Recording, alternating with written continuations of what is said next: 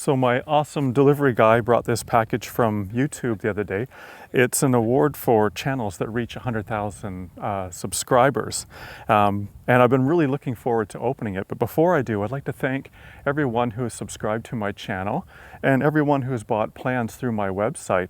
That little extra income allows me to keep doing what I do. And also a big thanks to my wife for putting up with me for the last couple of years while I work on these videos.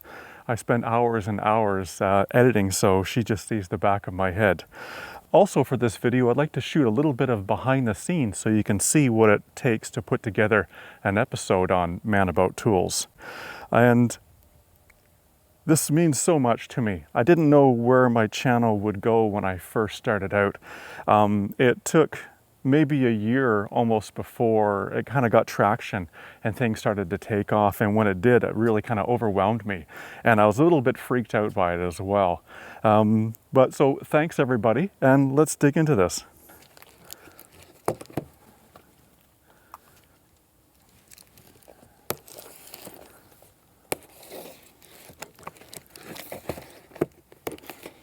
You know, I never ever thought that I would get an award for stuff that I do, so this is really super. That. A little bit of paperwork from the CEO. Little congratulations sticker. Wow, look at that. Isn't that nice? So, presented to Man About Tools for passing 100,000 subscribers. Thanks everybody. Look at that.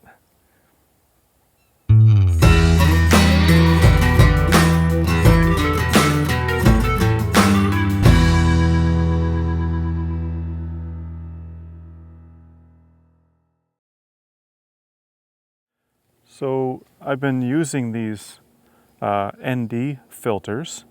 They darken the image when you turn the dial. That way I can still shoot outdoors in direct sunlight without overwhelming the camera or making the image way too bright. With an ND filter, then I can stop open, so I can have the aperture open more and be able to get a bit of depth of field for kind of a more cinematic look. And still control the brightness of the image. So the variable NDs are a must-have for shooting outdoors, that's for sure. So I've got a wide-angle one here. This is a 7.5 millimeter f2, and it's a manual lens, but it's one of the widest micro four thirds lenses that was available to me, and I really like the image that it creates. It's great when I have to shoot in some tight spaces and be able to capture everything. So I'm going to put it on my second camera right now. The camera I'm shooting right now is the Panasonic Lumix GH5, and I have as my original camera I started with, also by Panasonic, the Lumix G85, both 4K cameras.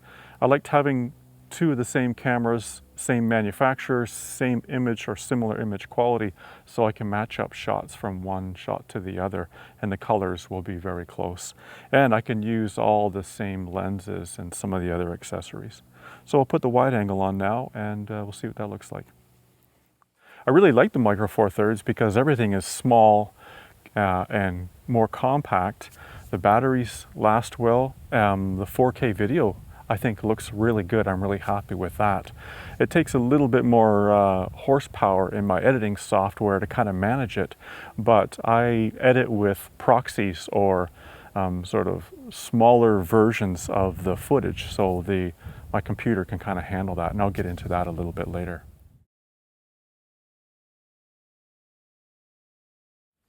So I've been using this little stand with a gray card because it's just about my height.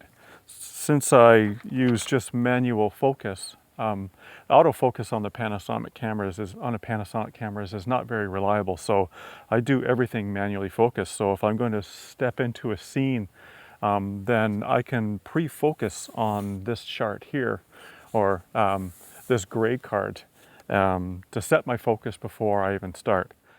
And I like to use two cameras. It kind of gives me a little bit better coverage. I've been using earlier the 50mm equivalent on the G85 for the close-ups when I was unboxing the award.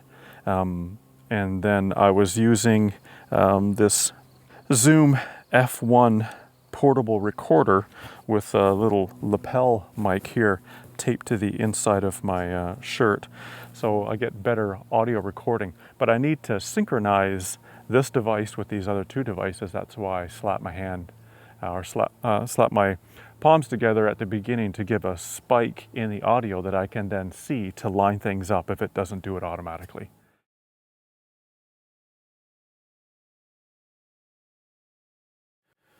So then I take the cards from the camera and put them in my computer, transfer everything over to one of my SSD drives, and then I also take the audio files from the Zoom F1 and bring them into the same folder.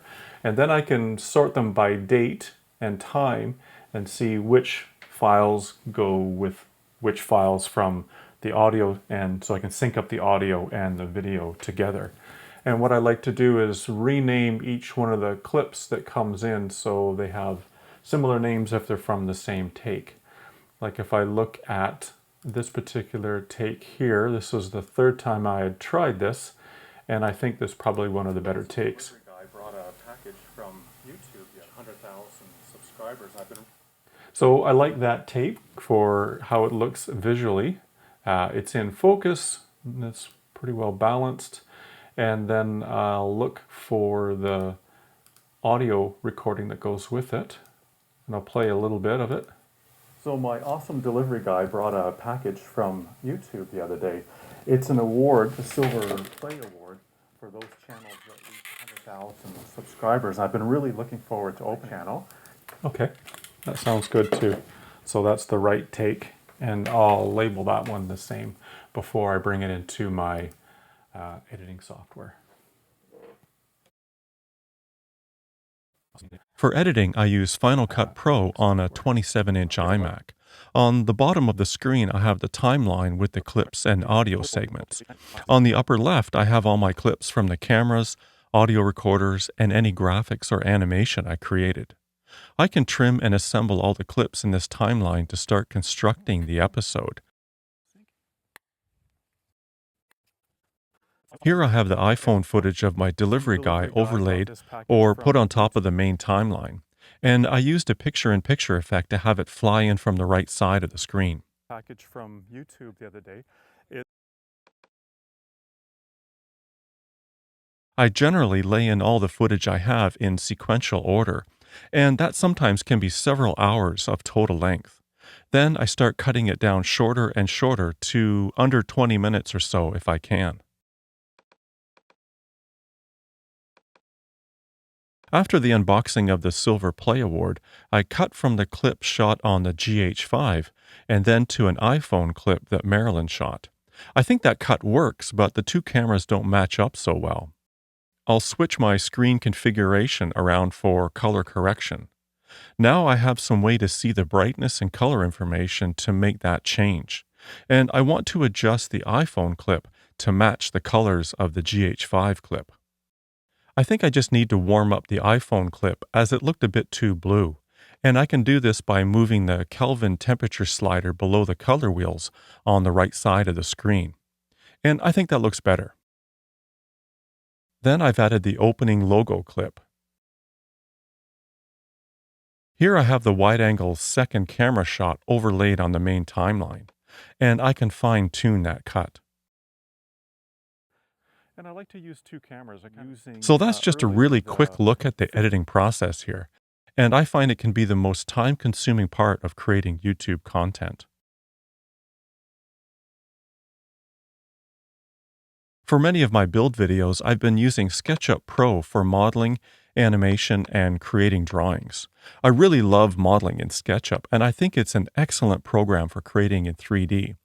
There is a free web version of the program, and I encourage anyone who is into design, building, or woodworking to learn it. You won't be disappointed. This is a model of a recent build video for a potting bench. I used Sketchup to design the frame, shelves, and roof structure of the bench, as well as the form for pouring the concrete countertop. There are many plugins available to extend the program's functions and capabilities. I use a plugin for creating animated sequence that works pretty well. The animation plugin feels clunky and not very polished. It is a long and sometimes tedious process, and there's a steep learning curve, but the final results can be pretty amazing. As a tool to teach or explain what you're building, I don't think it can be beat, though. There's a lot of additional work to do with animated sequences, as you need to add all the sound effects to make it more realistic to the viewer. Bumps, clicks, swooshes, and creaks make all the difference. When the model is complete, you can import various views into the layout program to add dimensions and notes, and then to finally publish a drawing.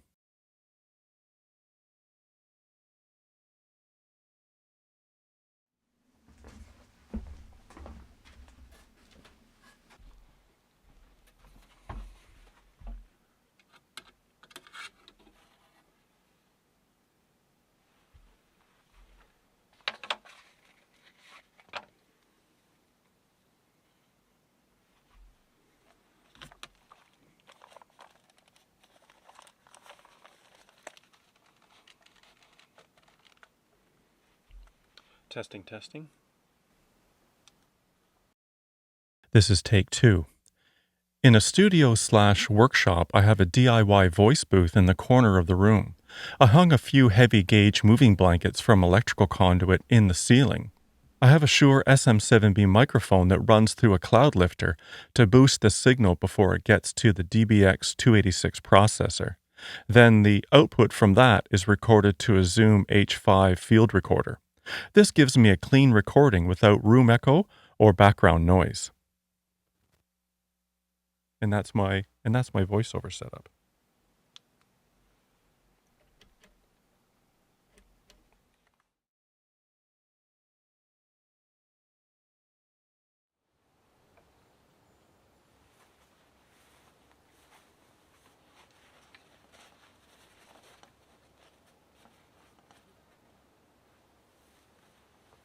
I use a teleprompter for my talking to the camera stuff. I find it very helpful when I have a lot of information to convey in a short amount of time. My videos tend to be somewhat technical, and not having to memorize everything is a time saver for me. Sure, there are those YouTubers that are naturals and have no problem staying focused and delivering exactly what they want to say, but sadly I'm not one of them. Maybe in time it will get easier and flow better. And there are those that will criticize the use of scripts and prompters, and that's okay. If you watch TV news, then the anchor is reading a script from a prompter, and that is certainly acceptable. I also like the use of a prompter, as you are more likely to look directly into the lens, and I think that helps with audience engagement. But the biggest benefit is eliminating the ums and ahs and unintentional wandering off topic. For my setup, I start by writing a script in a plain text editor. I read it over a few times and make a few edits so it flows right. Then I transfer that file to our PromptSmart app on our iPad. This then sits below an angled pane of glass on this glide gear prompter. The camera behind the glass cannot see the text as it scrolls up the screen while I read. And this system is not without its flaws and quirks, but it works pretty well. Thank you so much for watching, and thanks for making this happen. I really appreciate it. Stay safe, enjoy your day, and we'll see you next time.